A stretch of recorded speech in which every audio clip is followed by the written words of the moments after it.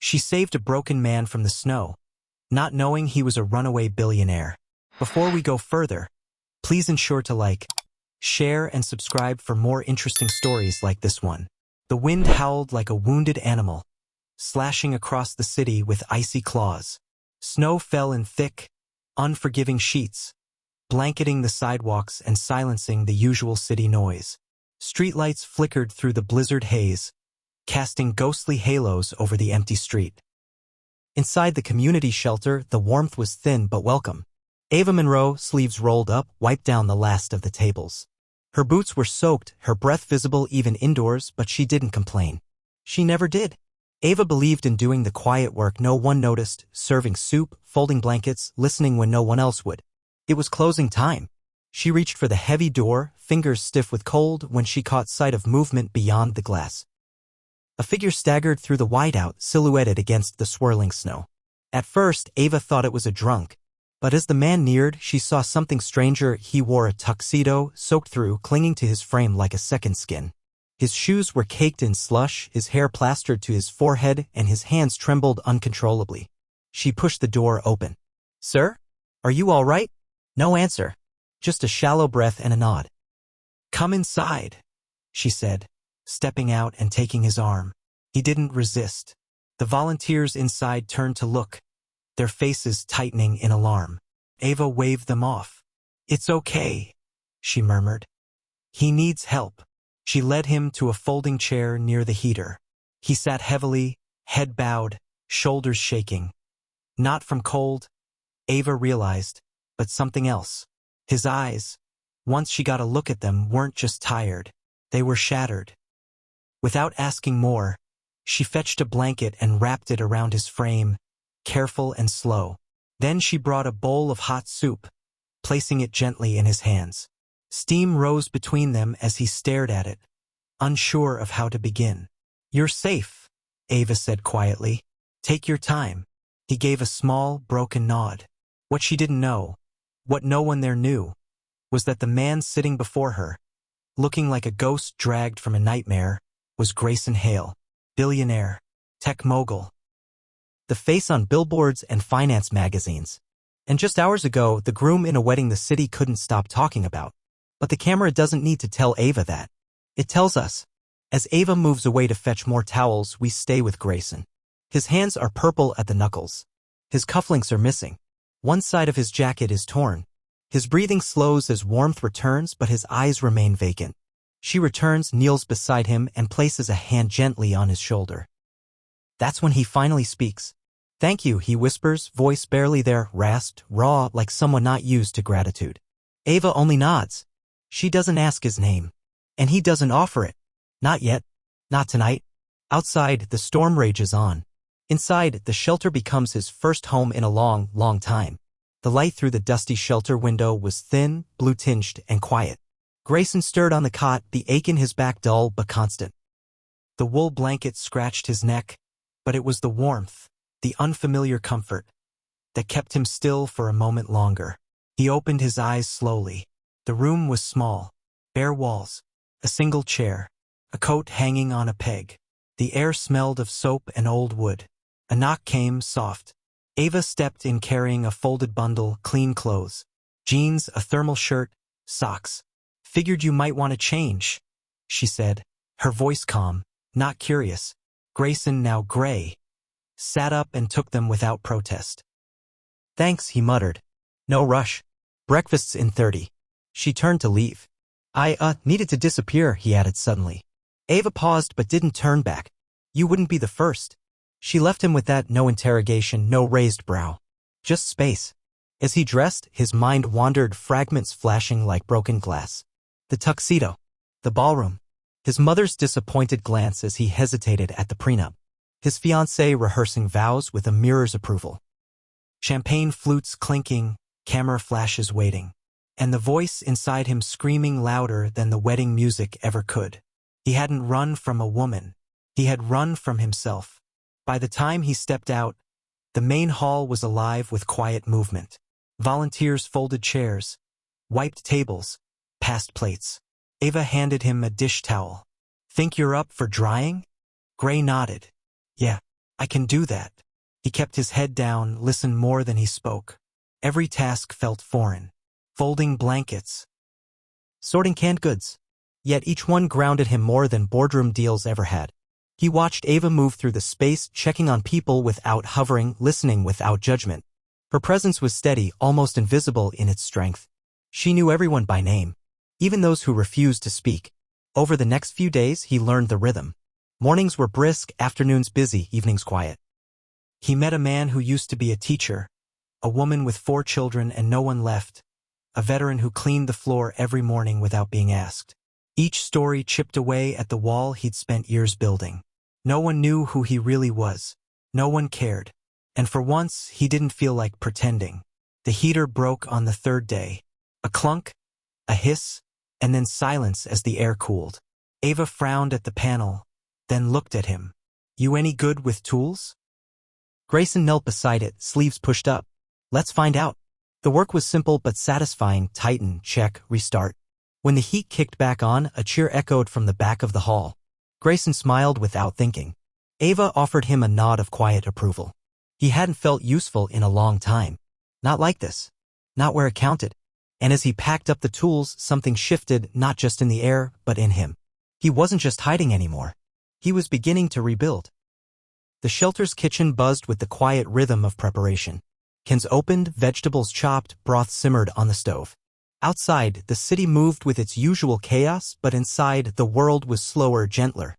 Grayson sat at a corner table, a small transistor radio beside him. The signal crackled, voices rising through static. Still no word on Grayson Hale, the missing tech mogul. His disappearance hours before his wedding has sparked countless rumors. Everything from foul play to a billionaire's midlife crisis. He turned the volume down and glanced across the room. No one paid the broadcast any mind. Ava entered with sleeves rolled and hair tied back, humming softly as she moved through the crowd. She handed him a tray of bread and a smile. You good with butter? He nodded, grateful for the distraction. Later, while arranging chairs, she joined him with 2 chipped mugs of tea. No questions, just silence at first. Then she spoke, slowly, carefully, as if unwrapping something fragile. I was supposed to get married once, she said, eyes fixed on the wall. He left 2 weeks before the wedding. Said he couldn't live small. Gray stayed still, letting her words breathe. I sold everything to start over. This place gave me purpose. Gave me back pieces I didn't know I'd lost. He looked at her, really looked at the strength behind her calm, the resilience she wore like armor. There was no bitterness in her voice. Just honesty. I'm sorry, he said. She shrugged. I'm not. Not anymore. That night, dinner service drew a full crowd. The air smelled of roasted chicken and rosemary. Grayson found himself stationed beside a grizzled veteran named Milo who told stories between ladling soup, about Korea, about his lost pension, about a dog he once raised. Grayson listened not out of politeness but curiosity, the kind that had long been buried beneath stock portfolios and press releases. He asked questions, laughed at Milo's dry wit, even promised to fix the man's busted radio if he could find a screwdriver. It felt real. Not performed, not expected, just real. Between tasks, Ava watched him with subtle interest. His hands were roughening, but his words still carried polish. When he said articulate, she raised an eyebrow. His posture, his occasional glance at a sleek silver watch, his hesitation when asked where he was from, it all hinted at a story untold. But Ava, always respectful of walls, chose not to push. He was gray. That was enough. As the night drew to a close and tables were cleared, Ava caught his eye across the room. He was laughing with 2 kids, flour dusting his sleeves. Something in her chest stirred. She smiled, genuine, soft, and he returned it, unaware of how deeply it landed. Outside, the world speculated. Social media boiled over with theories, talk shows dissected his disappearance like a mystery novel. But here, in a shelter lit by warm bulbs and crowded with forgotten souls, the man everyone was searching for was finally beginning to find himself. And Ava, kind, observant Ava, had no idea she was helping a billionaire remember how to be human. The shelter was quieter than usual that night. Dinner was long done, the cots were full, and the lights dimmed to a soft hum. The wind outside had calmed, but flakes still drifted past the windows, lazy and steady. Ava sat at the front desk, reading a worn paperback, half her mind on the pages, the other on the silence that felt heavier than it should have. She hadn't seen Gray in hours. She stood, stretched, and instinctively looked toward the stairs that led up to the old maintenance door. The roof wasn't technically open to anyone, but volunteers used it sometimes. A place to think, to breathe. Ava climbed quietly, her boots careful on the metal steps. The door creaked when she pushed it open. Gray stood near the edge, arms crossed, shoulders hunched beneath his coat. Snow dusted his hair and clung to his sleeves. The city stretched before him in muted golds and silvers, skyscrapers glowing against the indigo sky. He didn't turn when she stepped out. "You always disappear up here when it's snowing?" she asked gently. His voice was low, almost drowned by the distance between them. "Only when I need to remember why I came." Ava joined him slowly, giving space but not silence. He finally looked at her, his eyes darker than she remembered, not from shadow, but from something deeper, conflict, maybe. Or surrender. "I haven't been honest with you," he said. She blinked, uncertain. He took a breath. "My name isn't Gray. It's Grayson Hale." She laughed once, confused. "Okay. I mean it," he said. "Grayson Hale. As in Hale Industries. The guy who vanished the day he was supposed to get married." The silence that followed swallowed the air. Ava searched his face for the punchline, for a glimmer of jest, but found only truth. "You're serious?" He nodded. And just like that, the warmth between them began to fracture. "You're him," she said slowly. "The man half the country's been looking for.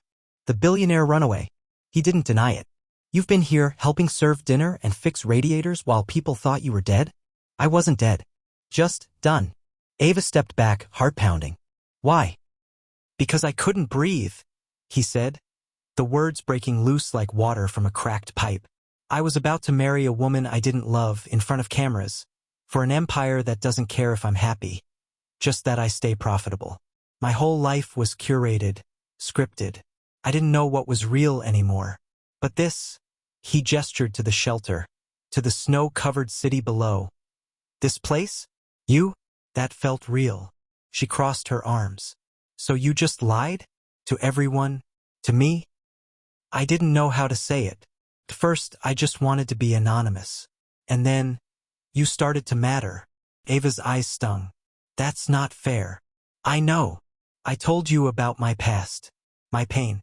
You sat there and said nothing. Would you have looked at me the same if you knew I showed up in a limousine last week?" She didn't answer. He stepped closer. "Ava, I needed to be someone without a title. Just a man. You were never just a man. You chose to be a lie." The words hit hard. He nodded, accepting them. "I'm sorry." She shook her head. "No. Sorry doesn't erase trust." Her voice cracked on the last word. Gray reached out, but she stepped away. I thought you were different." "I am." "No. You're just another man who couldn't be honest when it mattered." The wind picked up again, brushing against them like a warning. "I don't know who you are," she whispered. "You do," he said softly. "Maybe better than anyone." Ava turned to leave, her hand already on the door. "I didn't come here to fool anyone," he said behind her. "I came here hoping to find someone who'd look at me and not see a brand." She paused, but didn't turn. "You found that," she said. "And you broke it." The door shut behind her with a hollow thud. Gray stood alone beneath the stars, surrounded by silence and snow. No cameras. No vows. No headlines. Just regret and the glow of a city that never stopped moving, even when hearts did. It started with a shadow, one camera lens peeking through the chain-link fence. Then another. By mid-morning, the street outside the shelter buzzed with reporters shouting names and snapping photos. Flashbulbs lit up the snowy sidewalk. Microphones hovered at the door. Ava stood at the entrance, jaw tight, heart sinking. The place that once offered calm had become a spectacle. Inside, voices rose in confusion. Guests murmured. Volunteers froze. The shelter had never known this kind of invasion. Then she saw him, Grayson, standing in the hallway, hands at his sides, looking like a man whose secrets had finally caught up to him. "You lied," Ava said quietly, but her voice cut through the chaos. "You said your name was Gray." "I never meant to deceive you," he replied. "I just needed time." "Time? Or an audience?" Her words stung more than the wind outside. Ava turned away, walking past the shelter board members who were already making frantic phone calls. Whispers of donors pulling out, threats of scandal, the word reputation tossed around like currency. That afternoon, Grayson called a press conference right outside the shelter gates. He stood coatless beneath the falling snow, eyes steady but tired. Yes, I am Grayson Hale, he began, the world watching through a dozen camera feeds. I left my wedding because I couldn't live a lie. I came here not to hide, but to remember what it means to be human. He paused, then looked toward the shelter doors. To Ava Monroe and everyone inside, I offer not just my apology, but my thanks. You showed me what purpose looks like, what honesty feels like. Reporters leaned forward.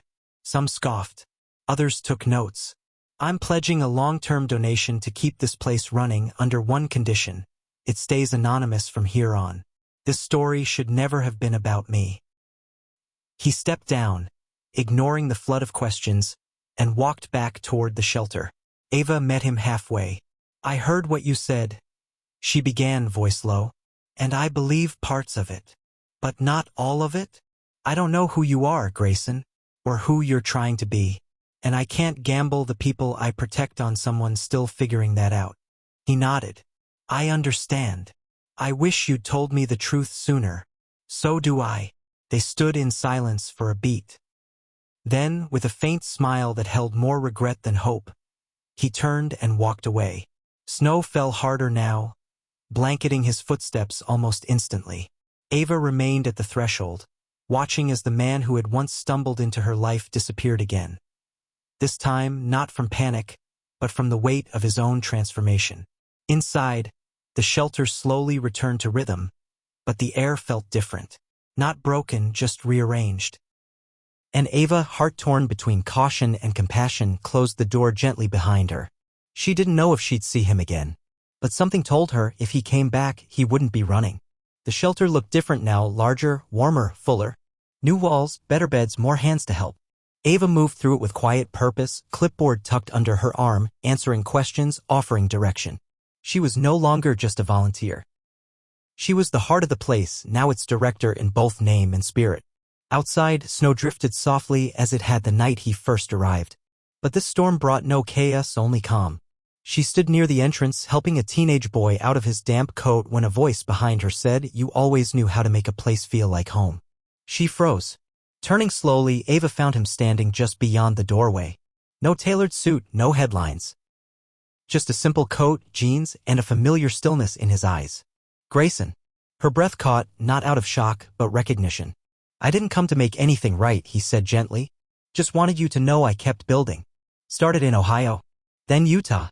All named after people I met here. You taught me how. He didn't move closer. Didn't ask for anything. Ava studied him, reading between the quiet. He was no longer the man who'd stumbled in from the cold, but something steadier, shaped by truth. After a long pause, her lips curved upward. Grab an apron, she said. That night, no cameras followed. No one whispered about billionaires or vanished weddings. Just the scrape of ladles, the murmur of gratitude, the comfort of hot food on cold hands. And at the center of it all, Grayson and Ava side by side again, not as a headline or a scandal, but as something better. Something real. If you enjoyed this story, ensure to like, share, and subscribe for more amazing, heartfelt stories like this. Also, let us know where you are watching from, and drop your thoughts in the comments. What did you think of Ava's quiet strength and compassion? Did Grayson's journey from billionaire runaway to shelter volunteer move you? Share your favorite moment. Was it the rooftop confession, the broken heater he fixed, or their quiet reunion 1 year later? We'd love to hear what part touched you the most. Your feedback helps us continue telling stories that matter. Thank you for being part of this journey.